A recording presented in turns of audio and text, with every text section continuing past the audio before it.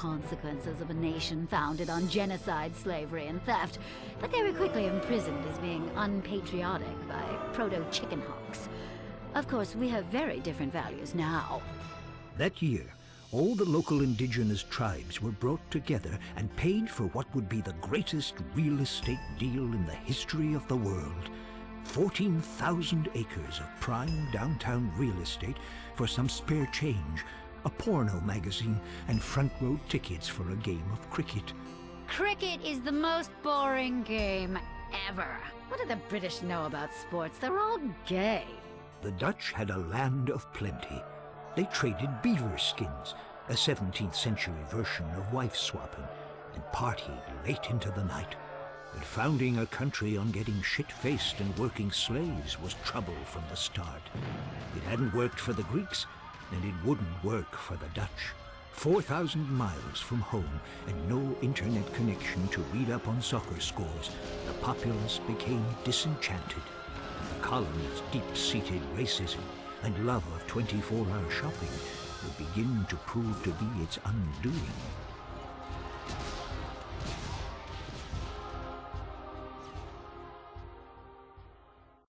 What happens when you take a whole chicken, pack it full of mashed potatoes, top it full of gravy, insert some corn, then deep fry it?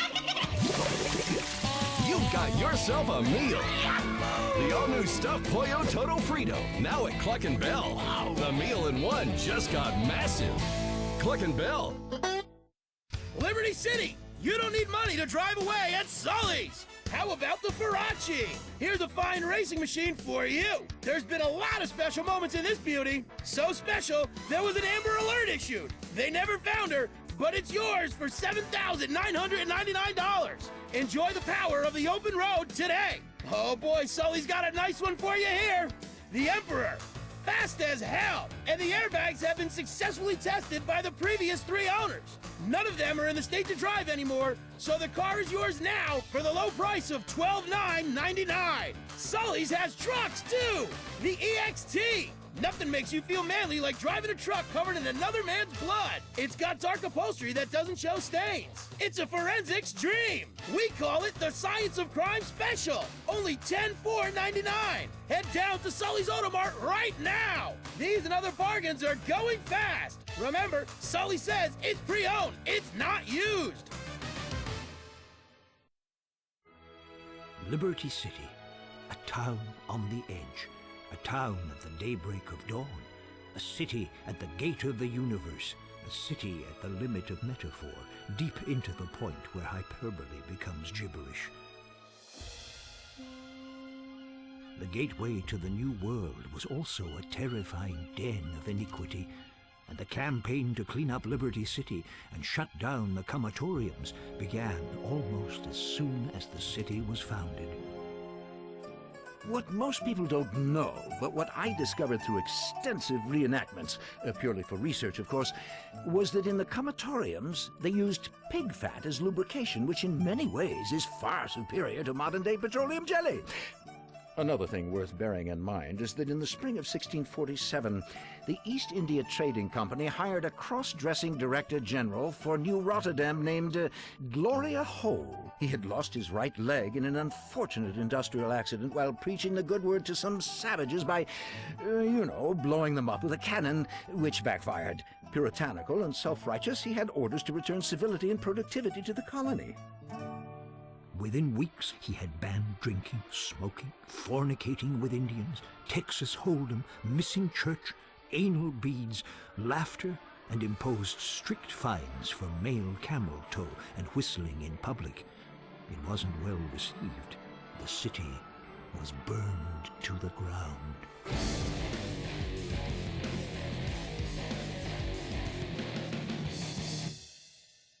Within a few years, New Rotterdam had become so diverse that the Dutch had become a minority in their own colony. Then, just like today, nobody paid attention to the Dutch and only passed through to get stoned or screw a hooker while pretending that they were going there to look at the depressing paintings and smelly stagnant waterways and wooden shoes. Diversity was troubling. And with diversity comes chaos, as we know to our peril today. Nietzsche said that, and he was so clever he ended up in a lunatic asylum. Then, leaders began to fear the worst. They were totally petrified of the Jews showing up. Taxes were reduced so everyone could afford their own firearm, and a pattern for the country was now set in stone. Ignorant, scared xenophobes armed to the teeth trying to protect their borders. It's always been a great nation. What? I'm not racist. On August 27th, 1664, heavily armed British warships entered the harbor. The colonists signed a petition requesting to be ruled by the British, so they wouldn't have to brush their teeth any longer and could be certain they were better than everyone else. The English quickly renamed New Rotterdam Liberty City, after a generous donation by the Bank of Liberty for sponsorship rights. Every single place the British population went, the invisible hand of God prepared space for them by, well, you know, conveniently destroying and eradicating the native population. Soon the colony expanded, and areas were named after heavily inbred members of their Germanic royal family. Broker was named after Sir William Broker III, the king's bastard son, who was conceived by a milkmaid. The region to its north was called Dukes after the word dookie, as the people in the area smelled like shit. The peninsula to the north of that was named Bohan, after Bohan, a Dutch word meaning Dutch word. And the area across the river was dubbed Alderney, after Philip de Alderney, who was the only person who could tolerate living in an oily, mosquito-filled swamp full of industrial wastelands and soccer moms. But things wouldn't be quiet for long. Pretty soon, the residents of Liberty City began to fight with the British over taxes. Americans felt, and well, rightly so, that they shouldn't have to pay any taxes. Let the markets sort it out. Poor people will die, rich people will win. Welcome to progress. And so began the American Revolution, a bloody battle by men and women who wanted to leave the tyranny of England's tax structure that paid for burdensome health care and unnecessary public education. This was a war agitated by a number of musket companies who knew they would win whatever the outcome. And of course you can still see that rich tradition today. Americans don't want health care or education. No, we want guns and fireworks shows and wars so politicians can invest in armament companies and clean up. And of course we want drugs. Oh, yes, lots of those. Strong ones you take with young co-eds when discussing their thesis and then begin to rub their thighs while they say, "Didn't I hear you on that documentary?" And you whisper to them until they pass out. But I digress. The American Revolution was bloody.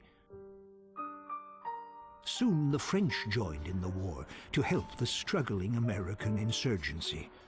No, they did not. Yes, they did. They joined in by sending a big statue, which won us the war when the British all died laughing at a giant Martian transvestite eating an ice cream cone. Whatever. We saved their asses in WW too. Get me some freedom fries. The Revolutionary War quickly ended. Residents pulled down the statue of King George and melted it into gold chains, gold teeth, and golden toilet seats. The Union Jack was taken down in Liberty City, replaced with the Stars and Stripes, and the newly liberated Americans celebrated. Soon this entrepreneurial spirit took hold, and Liberty City was unstoppable. Yes, although they were free, the people lived in squalor. You could buy a young boy on the streets for, a few pence. It was a great time to be in the top 5% of the population. It was a great time to be white. Yes, but soon meddlers like Alexander Hamilton and Thomas Jefferson came in to change the successful agrarian-based slave economy to one of excessive service fees for concert tickets and huge turnpike tolls. With slavery soon outlawed in Liberty City and the other northern colonies, righteous women were forced to spend time under the train tracks, servicing men for 3 pence. You could get your knob slob for less than the price of a donut. It was a nation on the up. The politicians were having a field day. You couldn't get them to vote because they were all out having their knobs slobbed. To keep the country moving forward, the capital of the nation was moved from Liberty City to a malaria swamp on the banks of the Potomac, miles to the south. Thankfully, the politicians moved out of Liberty City, and the stage was set for organized crime and mobs to really make a difference. The city soon became, well, a microcosm of all the contrasting elements of modern life. Palaces, self-extravagance, squalor, tenements, trannies, men, women, and children crowded together like a nest of cockroaches. Just like the Liberty City of today, only with less rich hedge fund dorks trying to be homeboys. With tensions rising and civil war on the horizon, Federico Fitzpatrick planned to head off and teach the South a lesson. But before doing so, continued his great project to bring calm and civilization to all. A central repository for the most hopeless specimens of degraded humanity to get high in. A park in the middle of Liberty City that would become the great democratic meeting ground where, no matter how rich or how poor, you could get dragged into the bushes and raped. Yet beyond its tranquil borders, tension was breaking out. A lot of people were tired of living in black and white. They wanted color, and there were riots. There were kids sleeping in the streets, begging, willing to do anything for a nickel. And there were no taboos or TV shows to catch you doing what is natural between a man and a boy. The nation was sliding inexorably into civil war, which we'll leave until next time. Unless you have the foresight to pre-order the box set of DVDs, join us next time for A History of Liberty Part 2, The Civil War and Beyond. CNT Wednesday nights this fall. Don't miss the return of Funeral Factor, American Asshole, and a whole new Shitty Singer competition. This is CNT.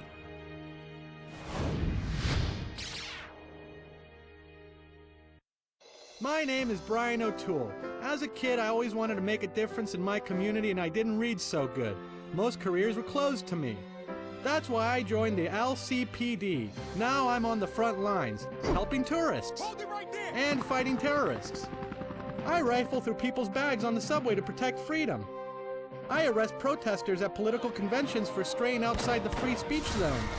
We vigorously enforce the open container law and aggressively protect the environment. Maybe you love car chases just like on TV. Imagine being able to do that every day. I'm protecting freedom, whatever the cost. I'm a hero, and I know it. Next weekend, it's the CNT original movie, Fear the Dark Finger. Coming up next, it's the tale of directionless heiresses and pill-poppin' playboys on I'm Rich. Hey, race fans, it's coming. Saturdays, don't miss the Patriot 500 live from Patriot Beer Motor Speedway. It's edge of your seat excitement as rednecks drive in the circle 500 times. Welcome to I'm Rich, the show that puts avarice firmly on the national agenda as we zealously and emphatically discuss things rich people have. You'll never afford, and anyone with good taste would never want. In this week's show, we've got tray-rich people who inherited truckloads of money and spend it ostentatiously. We've got flashy criminals who've bribed congressmen to be allowed to live as they want and get plump business contracts. And we'll get down and dirty with fab politicians who siphoned off 50% of the gross domestic product of poor countries to buy speedboats, servants, snakeskin sofas, and incredible